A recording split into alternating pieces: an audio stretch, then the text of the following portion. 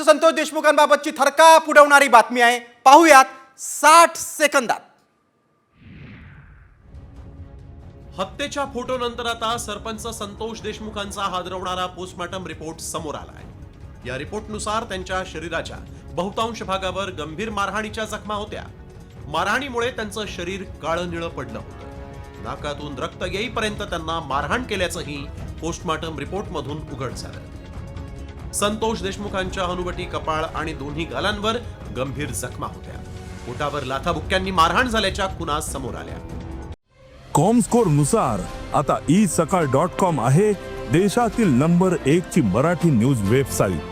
प्रत्येक अपडेटसाठी isakal.com ला नक्की भेट द्या. नाकातून रक्त बाहेर येऊन सुकल्याची ही बाब समोर आली. छातीवर उजव्या आणि डाव्या बाजूला तसंच बरगडीवर बेदम मारहाणीमुळे जखमा झाल्या. डाव्या खांद्यावर जखम असून मारहाणीमुळे जखमांच्या खुणा काळ्या निळ्या पडल्या. मांडी, गुडघा तसंच नडगीवर देखील मारहाण केल्यामुळे जखमांच्या मोठमोठ्या खुणा होत्या.